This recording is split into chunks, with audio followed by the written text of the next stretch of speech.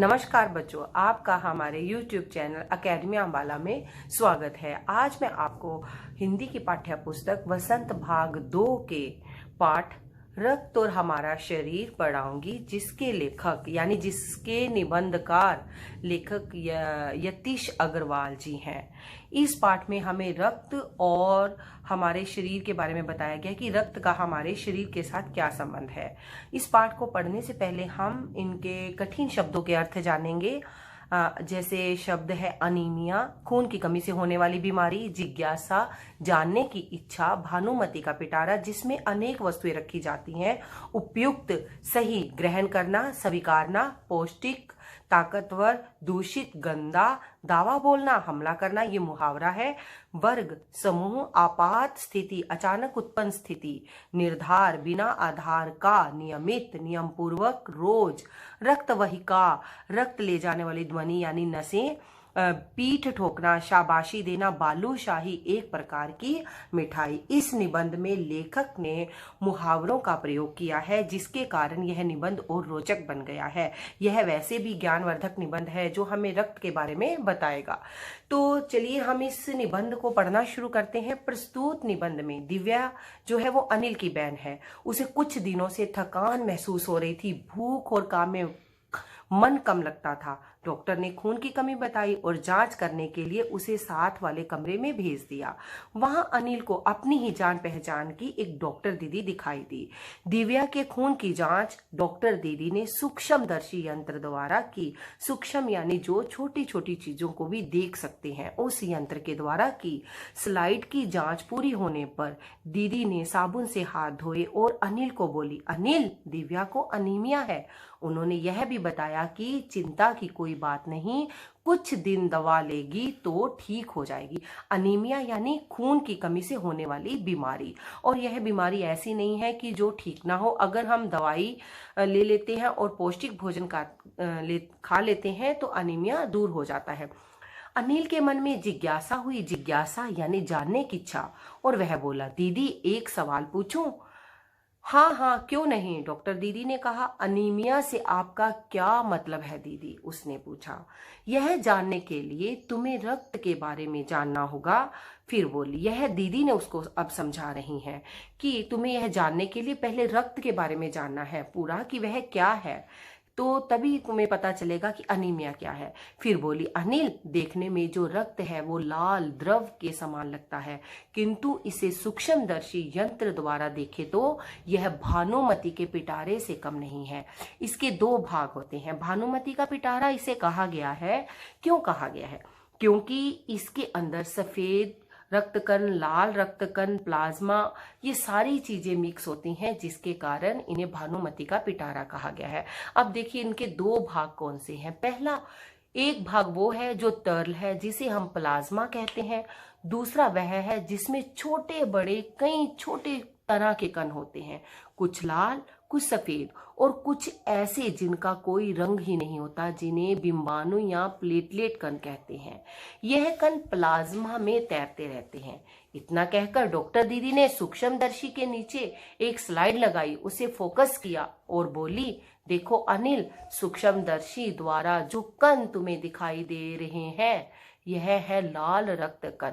Slide देख मानो आश्चर्य से अनिल उछल पड़ा। आश्चर्य यानी हैरानी से वह हैरान हो गया। अब हम जानेंगे कि अनिल स्लाइड को देखकर क्यों हैरान हुआ।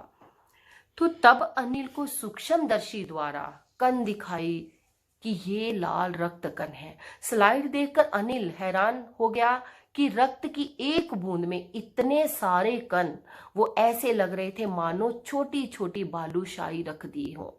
हमारे जो रक्त की एक बूंद है उसके अंदर बहुत सारे कण होते हैं, जो हम सूक्ष्मदर्शी यंत्र द्वारा ही देख सकते हैं, और यहाँ पर उनका आकार बताया गया बालूशाही जैसा। बालूशाही एक मिठाई है, उसके जैसा, जो आपको तस्वीर में भी दिखाई दे रहा है। रक्त की एक बूंद में जो इनकी संख्या है, अब यह बताया जा रहा है कि उसकी जो संख्या है एक बूंद में कितनी है, वह संख्या लाखों में होती है।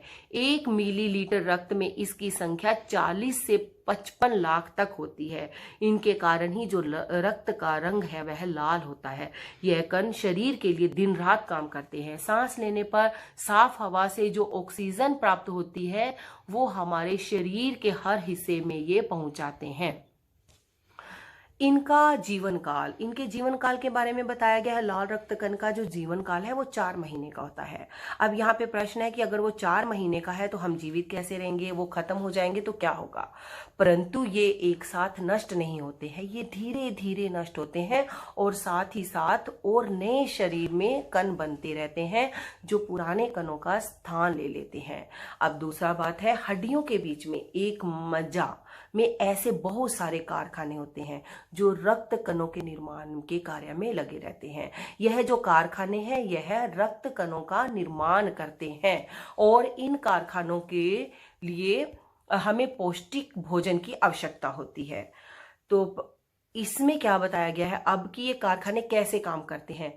इनके लिए यानी इन कारखानों को प्रोटीन, लौह तत्व और विटामिन रूपी कच्चे माल की आवश्यकता होती है जो हमें हरी सब्जी, फल, दूध, अंडा और गोश्त में उपयुक्त मात्रा में मिलते हैं।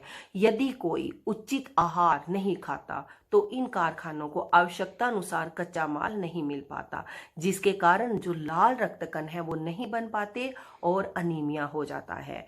तो बच्चों यहाँ पर आपको एक चीज समझ आई होगी कि अनीमिया से अगर आपको बचना है तो आपको पौष्टिक भोजन ग्रहण करना है ताकि जो आपके शरीर के कारखाने हैं उनको उचित आहार मिल सके और वो लाल रक्त कणों का सही प्रकार से निर्माण कर सकें। अब दूसरा कारण बताया गया अनीमिया का। दूसरा कारण है पेट में कीड़ों का हो जाना। तो यह कीड़े जो है वह दूषित जल से, खाद्य पदार्थों के खाने के द्वारा हमारे शरीर के अंदर प्रवेश कर जाते हैं और इनसे बचने का उपाय भी है। जहां पर बीमारी है वहां पर उसका इलाज भी है। तो इससे बचने का उपाय भी है कि इसका उपाय क्या है कि नंगे पैर नहीं घूमना चाहिए, भोजन करने से पहले हमें अच्छे से हाथ धो लेने चाहिए, साफ पानी ही पिए। और हाँ अनिल, एक किस्म के कीड़े और भी होते हैं। देखो जो कीड़े जो हमें पेट में कीड़े हमारी अस्वच्छता के कारण होते हैं उसको तो हम अपने आप को स्वच्छ रख के कर सकते हैं, जैसे हाथ धोना, स्वच्छ पानी पीना, स्वच्छ भोजन करना। और दूसरी तरह के कीड़े हैं जो जमीन में, धरती की ऊपरी सतह पर पाए जाते हैं। इन अंडों से उत्पन्न हुए लार्वे शरीर में प्रवेश कर आंतों में अपना घर बना लेते हैं। इनके कीड़ों के जो अंडे हैं जमीन के ऊपर की सतह पर होते हैं। इनसे बचने का उपाय है शौच के लिए हमें शौचालय का ही प्रयोग करना चाहिए। और अब अनिल ने डॉक्टर दीदी से पूछा कि सफेद कण और बिंबाणु का हमारे शरीर में क्या काम है।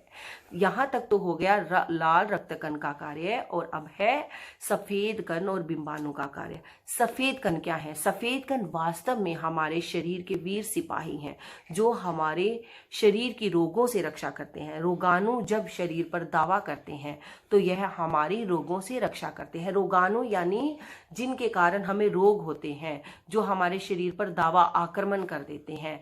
और ये जो सफेद कण है यह हमारी, जैसे हमारे सिपाही हमारे देश की रक्षा करते हैं हमारे लिए, हमें सुरक्षित करने के लिए, उसी प्रकार से यह जो सफेद कण है यह हमारे शरीर की रोगाणुओं से रक्षा करते हैं, उनको हमारे शरीर के अंदर नहीं जाने देते।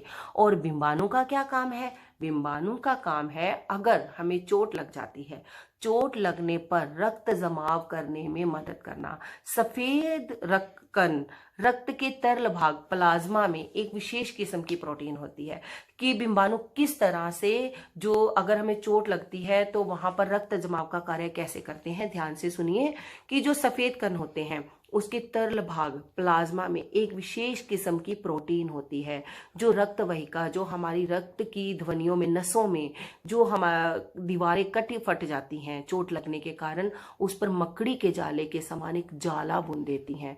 बिंबाणु इस जाले से चिपक जाते हैं और इस दीवार में आई दरार भर जाती है, जिससे क्या होता है, रक्त बहना बंद हो जाता है, रक्त शरीर से बाहर निकलना बंद हो जाता है, यानी चोट से निकलना बंद हो जाता है।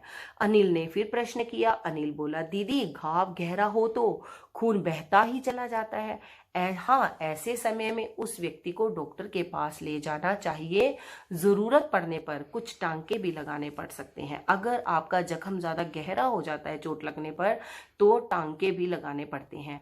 रक्त के बहाव को रोकने के लिए चोट के स्थान पर कपड़ा बांध देना चाहिए। दबाव पड़ने से रक्त का बहना बंद हो जाता है। तो अगर कभी किसी को चोट लगती है तो आप फर्स्ट एड के रूप में घर में ही पहले उनकी चोट पर अच्छे से स्वच्छ कपड़ा बांध दें, ताकि जो है वो ब्लड कम निकले, खून कम निकले, जब तक हम पेशेंट को डॉक्टर के पास लेके जाते हैं। इसके बाद उस व्यक्ति को डॉक्टर के पास ले जाना चाहिए। यदि अधिक रक्त बह जाए तो उसे रक्त चढ़ाने की जरूरत पड़ती है, जो आपात स्थिति में बने हुए ब्लड बैंक से ही मिलता है। आपात स्थिति होती है जब भी कोई हमें ऐसी अचानक स्थिति उत्पन्न हो जाती है, आपातकालीन स्थिति हो गई, अचानक स्थिति उत्पन्न हो गई, तो उस समय क्या करेंगे, हम जो रक्त है वो ब्लड बैंक से हम ले लेंगे। तो सभी प्रकार के रक्त समूह का रक्त जो है तैयार किया जाता है। 18 वर्ष से अधिक उम्र के स्वस्थ व्यक्ति ही रक्तदान कर सकता है। 18 वर्ष से कम उम्र का कोई भी व्यक्ति रक्तदान नहीं कर सकता। एक समय में 300 मिलीलीटर रक्त ही लिया जाता है। इससे कमजोरी नहीं आती है। हमारे शरीर में 5 लीटर खून होता है। रक्तदान जीवन दान बन जाए तो इससे बड़ी बात क्या है।